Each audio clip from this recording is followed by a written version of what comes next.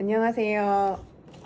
로마서 강해 11권 하나님의 영광을 위해 라는 로마서 11장 강해서 중에 179쪽부터 189쪽에 해당하는 제15장 인간의 큰 대적인 교만 읽어보도록 하겠습니다.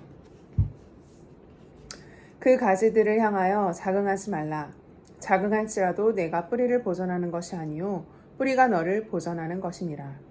그러면 내 말이 가지들이 꺾이운 것은 나로 접붙임을 받게 하려 함이라 하니니 옳도다. 저희는 믿지 아니함으로 꺾이우고 너는 믿음으로 섰느니라.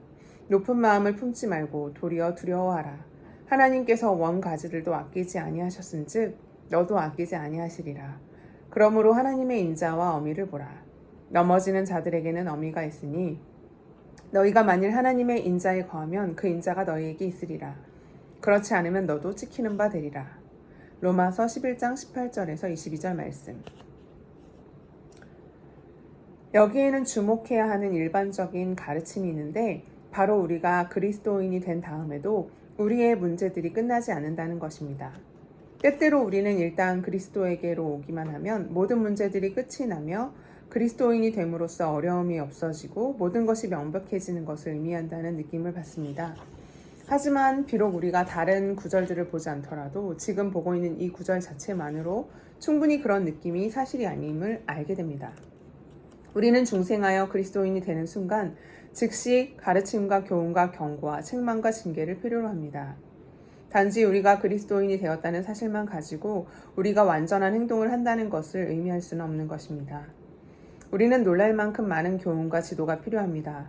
여기에서 우리는 이 모든 사실에 대한 일깨움을 받습니다. 이방인들은 교회 안으로 들어왔지만 여러 가지 문제들, 심지어 위험에까지 빠져 있었습니다. 그래서 사도는 그들에게 이 매우 심각하고 엄숙한 경고를 하지 않을 수 없었습니다.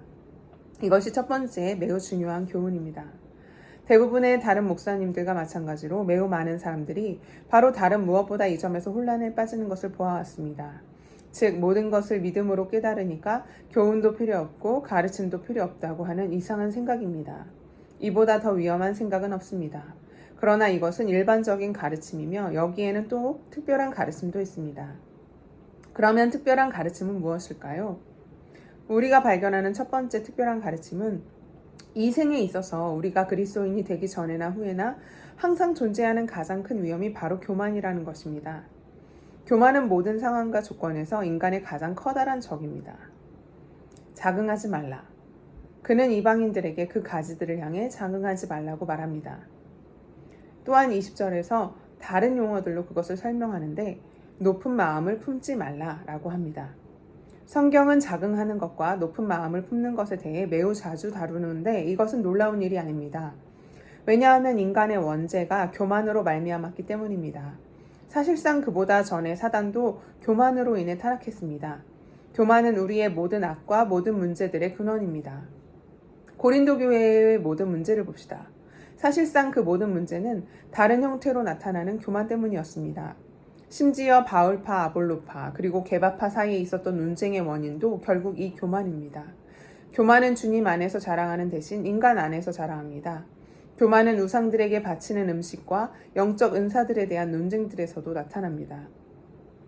사실상 교만의 문제는 신약성경 서간서들의 모든 장에서 발견할 수 있습니다. 교만은 복음 정신에 완전히 반하는 치명적인 악입니다. 자긍과 교만의 경향은 어떻게 나타날까요? 이것을 적극적인 면과 소극적인 면으로 나눌 수 있습니다. 그렇다면 자긍과 교만은 적극적으로 어떻게 나타날까요? 첫째로 민족적인 교만이 있습니다. 그 다음에는 족벌로 인한 교만이 있습니다. 자신의 조상들이 위대했거나 중요한 종교적 인물이었거나 또는 교회에서 중요한 위치에 있었을지 모릅니다. 그럴 때 사람들은 그 사실을 자랑하고 그 사실에 의지하며 그 사실이 자신에게 어떤 높은 위치를 줄 것이라고 생각하는 것입니다. 그 다음에 교만은 때때로 자신의 가치를 자랑하는 형태를 취합니다. 즉 당연히 우리는 선하고 훌륭한 사람들이기 때문에 그리스도인들이다. 우리에게는 선한 점이 있다. 라고 생각하는 것입니다. 자신의 행위나 도덕관 또는 지적인 능력과 이해력을 자랑하는 것입니다. 바울은 지식은 교만하게 하며 사랑은 덕을 세우나니 라고 말합니다. 지식에는 항상 이런 무서운 경향이 있습니다. 지능은 하나님께서 인간에게 주신 가장 큰 선물입니다. 사단은 이 사실을 알기 때문에 우리의 지능을 맹렬히 공격해서 우리를 타락시킵니다. 그 다음 여러 가지 은사들로 인한 교만이 있습니다. 단지 영적 은사들에 대한 교만만을 말하는 것이 아닙니다. 심지어 하나님 나라에서 섬기는 데 유용한 선천적인 은사들에도 교만은 존재합니다. 말솜씨에 대한 교만, 노래를 잘 부르는 재능에 대한 교만 등 교만은 자주 교회에서 재앙이 되었고 불평과 분쟁과 문제들의 원인이 되어왔습니다. 그러면 교만이 소극적으로 나타내는 형태는 무엇일까요? 그 형태를 한마디로 다른 자들을 멸시하는 것이라고 요약할 수 있습니다. 바로 이것이 로마의 이방인들이 저지른 죄였습니다. 대부분의 유대인들은 교회 밖에 있었습니다. 그들은 쫓겨났습니다. 하나님께서 그들을 버리셨죠. 그들은 바울 사도가 계속 말한 바와 같이 실족했습니다. 그래서 이방인들은 그들을 낮추어 보고 멸시하기 시작했습니다. 멸시는 교만의 반영일 뿐입니다. 자기 자신은 높이고 다른 사람들을 깎아내리는 것이죠. 사도가 이 문제에서 지적하려고 하는 것은 무엇일까요? 그는 다음과 같은 점을 명확하게 나타내고 있습니다. 저희가 자긍하거나 누군가를 멸시하기 시작하는 순간에 사실상 너희는 오직 믿음으로만 말미암는 칭의 대신에 행위에 의한 칭의를 생각하고 있다는 사실을 드러내고 있는 것이다. 다른 문제가 아니라 단지 이 문제입니다. 유대인들이 갖고 있던 문제도 바로 이것이었습니다. 그들은 이렇게 말했습니다. 우리는 하나님의 백성이다. 우리는 율법을 지킨다. 우리는 아브라함의 자녀들이다. 그것이 우리를 의롭게 한다. 유대인들은 이것들에 의지하고 있었습니다. 사단은 우리를 행위로 되돌아가기 위해 항상 애쓰고 있습니다. 어떤 모양이나 형태로든지 자긍하거나 자신을 자랑하는 이 경향보다 더 명백하게 행위에 의한 칭의를 나타내는 것은 없습니다. 그러므로 사도는 이 모든 일에 대해 다음과 같이 대답합니다. 구원은 항상 그리고 전적으로 믿음을 통한 은혜로 말미암는다. 가지 얼마가 꺾였는데 돌 감람나무인 네가 그들 중에 접붙임이 되어.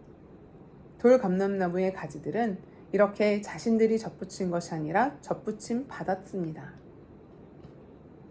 또한 참 감람나무 뿌리의 진액을 받고 있는 것이 바로 현재의 그들의 위치이며 상태입니다.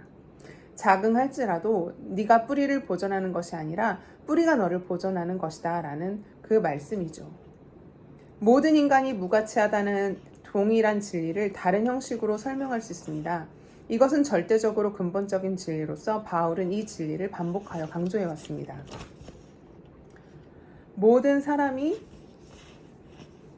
하나님의 영광에 이르지 못했고 또 율법의 행위로 하나님 앞에 의롭다 하심을 얻을 육체가 없나니 율법으로 죄를 깨달음이니라 라는 말씀들. 여기서 말하는 모든 사람이 죄를 범하였다. 예외가 없다는 것입니다. 선천적인 가치라는 것은 아무에게도 없습니다. 어떤 민족에게도 어떤 개인에게도 없습니다.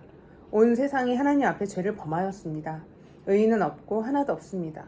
어떤 점으로든지 자긍하는 자는 오직 믿음으로 말미암는 칭의라는 이 중심적이며 근본적인 원칙과 교리를 부정하는 것입니다. 이 진리를 더 명확하고 강력하게 설명하겠습니다. 인간들 사이의 모든 영적 차이는 하나님의 은혜의 결과일 뿐입니다. 여러분은 세상을 그리스도인과 비그리스도인으로 나눌 수 있습니다. 그 차이가 무엇입니까? 단 한 가지의 대답밖에 없습니다.